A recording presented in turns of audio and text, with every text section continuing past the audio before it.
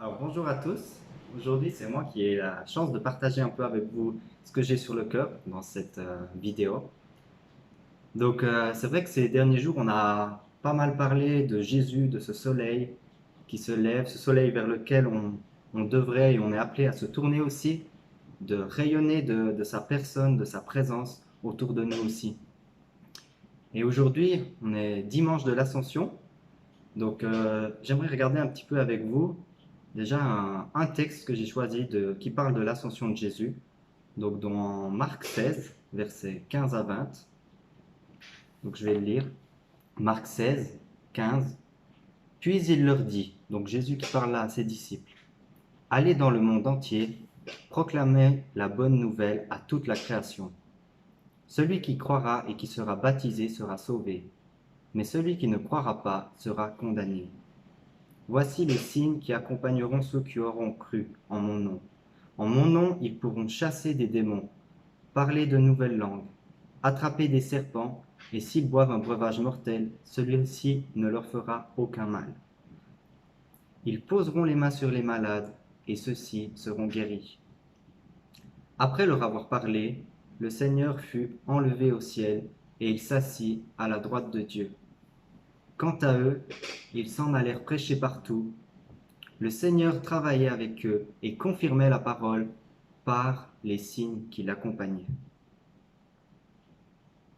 Alors c'est un texte qu'on peut déjà bien connaître et parfois on lit un peu ce texte de l'ascension de Jésus en général comme la fin de quelque chose, la fin de son ministère sur terre, la fin de ce qu'il a fait, l'accomplissement du ministère de Jésus finalement. Mais j'aimerais qu'on puisse regarder ce matin si c'est vraiment ça, si c'est réellement le cas. Et oui, j'aimerais qu'on s'intéresse à cette ascension de Jésus, pas comme une fin, mais comme finalement un commencement, ou en tout cas une suite de ce qu'il a fait. Et samedi matin, dans la petite méditation, voilà, j'ai apporté le verset 19 et 20, où on voit ce parallèle, où dans le verset 19, c'est écrit que le Seigneur est enlevé au ciel, où il est assis à la droite de Dieu maintenant. Et juste après, au verset 20, il est écrit que le Seigneur travaillait avec eux et confirmait la parole par les signes qui l'accompagnaient. Et c'est intéressant de voir que, voilà, à la fois Jésus, il monte au ciel, mais il n'a pas terminé son travail. Il continue à œuvrer, à travailler au travers de nous. Donc, il ne s'est pas arrêté après son ascension auprès du Père. Et les dernières instructions avant de Jésus, c'est les versets qu'on a lus juste avant, les instructions avant qu'il monte au ciel. C'est ces versets où il nous encourage, où il nous dit, il nous donne ce commandement d'aller et de nous tourner vers les autres finalement, où il nous pousse à l'action envers le monde. Et finalement, cette instruction, c'est quelque chose qui donne aussi un sens, une direction à nos vies. Et c'est cette direction qui nous pousse vers les autres. Mais moi, personnellement, je sais que parfois, au lieu de prendre ce verset et de me dire allez par tout le monde, ben, mon âme en moi a plutôt tendance à me dire voilà, maintenant, je suis sauvé, tu es sauvé, reste tranquille, profite de ta vie, profite d'être chez toi, trouve une belle maison et ouais, vis tranquillement. Bats-toi peut-être au travail pour recevoir l'augmentation que tu mérites, ou toutes ces choses que mon âme me dit, que mon âme a envie finalement de vivre pour moi-même, mais qui vont quand même à l'encontre de ce que Jésus me demande. Alors c'est un petit peu provocateur de le dire comme ça, mais c'est quand même, ça pose des questions par rapport à notre manière de vivre, à ma manière de vivre. Ben, c'est vrai on a cette tendance humaine, nous tous, à nous centrer sur nous-mêmes, à, voilà, à vivre pour nous finalement, à être là pour nous. Et j'aimerais illustrer un petit peu nos vies par ce petit bout de fil bleu que vous voyez là. J'aimerais illustrer ça comme ce bout de fil bleu qui est nos vies. Alors voilà, peut-être là, cette étape-là de ma vie, je me suis marié. Aujourd'hui, peut-être j'espère en être ici. Peut-être que je suis plus proche de la fin, je n'en sais rien. Mais finalement, qu'est-ce qui se passe après notre vie? Et là, on a toute notre vie résumée en 5 centimètres de fil bleu.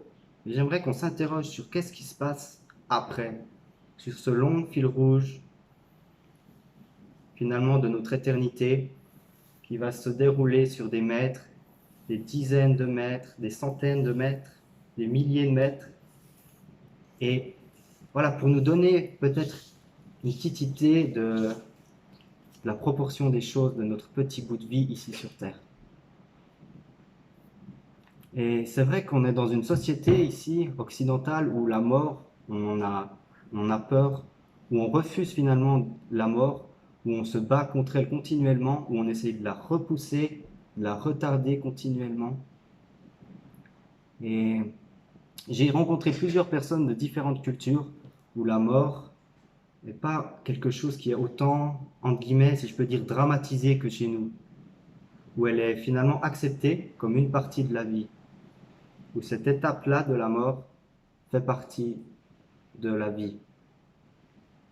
Et c'est vrai que si on va dans certains endroits, par exemple en Afrique, où pour une mère qui a 6 enfants, d'en avoir perdu deux ou trois, c'est presque malheureusement une normalité, un fait. Donc il y a cet autre rapport aussi à la vie et à la mort. Et on entend, c'est vrai, on dit souvent qu'on a une seule vie et il faut la vivre pleinement. Et oui et non, je dirais, je suis moyennement d'accord avec ça, dans le sens où, pour moi, on n'a pas qu'une seule vie, où après ce petit bout de vie qu'on appelle justement la vie, il y a tout le reste qui continue. Il y a tout ça qui va continuer, continuer, continuer. Mais ce qui est vrai, c'est qu'on n'a qu'une fois ce bout de vie, ce passage sur la terre. Alors c'est là ma question de se dire, dans quelle réalité finalement je vais investir ce bout de vie, ce passage dans la terre, sur la terre? À quoi est-ce que je vais regarder durant ce passage sur la terre? Est-ce que finalement ma vie elle se résume à faire partie du 10% de la population mondiale la plus riche et tant pis pour les autres? C'est quoi la véritable vie? Est-ce que c'est vraiment ça, comme parfois, comme on nous le montre, ou est-ce qu'il y a vraiment plus derrière et est-ce que je le réalise? Et c'est intéressant de voir que Jésus, dans sa vie sur la terre, il n'a jamais exprimé aucun regret de ne pouvoir vivre que 33 ans sur la terre. Il n'a pas non plus exprimé de regret de ne pas avoir pu se marier sur la terre. Pourquoi? Parce que Jésus avait conscience que sa vie sur la terre était qu'un bref passage qui aurait une incidence éternelle. Il avait même tellement conscience de ces réalités éternelles qu'il a uniquement investi sa vie terrestre pour les autres, pour la donner aux autres. Tout ce qu'il a fait, il l'a fait pour faire connaître le Père, pour changer et donner une espérance éternelle à tous ceux qui croiront en lui. Et vendredi encore, je discutais avec une requérante d'asile qui vient du Burundi et elle m'expliquait un petit peu, sans trop de détails, mais tout l'horreur de son pays, finalement, où une population qui se dit chrétienne s'entretue depuis des décennies avec des moments de calme et ça reprend. Et elle me disait, lorsque des grands-mamans de 65 ans choisissent de quitter leur pays où elles ont toujours vécu, c'est que quelque chose est grave. C'est que quelque chose est terrible, c'est significatif. Et elle m'expliquait aussi ce que ça faisait de se réveiller ici en Suisse et plusieurs fois par semaine de se réveiller finalement en ayant un message, en ayant l'information qu'une personne qu'elle connaît, une connaissance ou un ami du pays est mort, est décédé dans des circonstances atroces.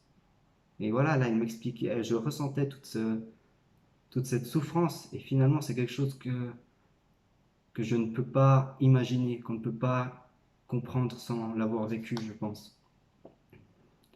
Et ça me pose la question, mais quelle est l'espérance d'une population mondiale en souffrance?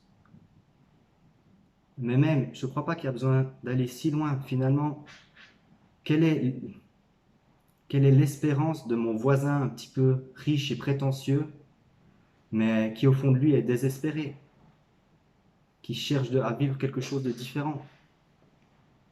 Quelle est l'espérance de peut-être cette femme qui est à côté de moi dans le train, qui me sourit, mais qui une semaine plus tard va essayer de mettre fin à ses jours?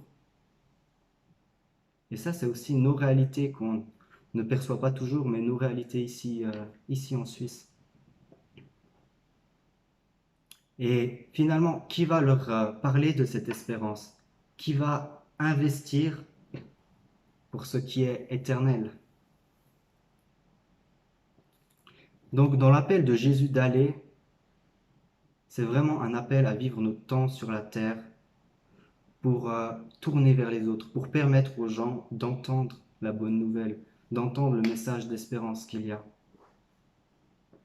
C'est donc finalement leur offrir cette possibilité de choisir comment ils vivront après leur vie sur terre, éternellement. Et finalement, c'est aussi se poser la question, pourquoi est-ce que je me base justement sur cette terre? Quels sont mes objectifs et le réel sens de ma vie? Et peut-être il y a certaines choses pour lesquelles il est juste de continuer à se battre, même pour des choses humaines, où Dieu a mis des rêves peut-être dans votre cœur et il faut continuer de vous battre pour ça. Et il y a peut-être d'autres choses qui viennent de nos propres ambitions, de nos propres envies, propres désirs, pour lesquels on est appelé à lâcher prise, pour lesquels on est appelé à finalement à ne plus donner d'investissement pour cela, pour donner de l'investissement pour autre chose. Et ça me pose la question sur la manière aussi dont je lâche prise, parce que je sais que personnellement, parfois, je peux avoir la tendance à me dire, OK Seigneur, je lâche prise, parce que je sais au fond de moi que si je lâche prise, tu vas me le rendre, et tu vas me le rendre encore en mieux. Et alors oui, parfois c'est vrai, parfois on lâche prise et Dieu nous rend les choses encore mieux que ce qu'on attendait. Mais est-ce que je suis aussi prêt à lâcher prise pour servir Dieu, lâcher mes ambitions, peut-être des rêves, même si je ne devais ne jamais recevoir en retour cela ici, sur cette terre? Et ça, c'est une réelle question. Donc voilà, c'est sur ces choses que j'aimerais aujourd'hui vous encourager à réfléchir. Si vous avez besoin maintenant, mettez un petit coup la vidéo sur pause et pour réfléchir à cela, puis rejoignez-moi pour juste ouais, pour vous joindre à une prière avec moi. Oui, Père, je veux vraiment te remercier pour Jésus qui est venu, pour l'œuvre qu'il a accomplie, parce que oui, il est ressuscité et il est monté auprès de toi et il continue à agir au travers de nous. Et c'est vrai, Père, donne-nous de vraiment voir ce monde avec tes yeux, de voir cette réalité terrestre comme un temps dans lequel je peux investir pour une éternité. Montre-nous, Père, où nous pouvons lâcher prise, où nous pouvons continuer pour nous approcher plus de toi. Dans le nom de Jésus. Amen. J'aimerais juste terminer en vous disant que Jésus, il est monté au ciel, alors oui, en nous demandant et en nous donnant les moyens de continuer son œuvre, de vivre, non pour moi, mais de vivre pour lui et pour les autres. Et alors, est-ce qu'aujourd'hui je suis dans cet appel? C'est la question que je vous laisse. Et je vous souhaite une bonne journée. À bientôt.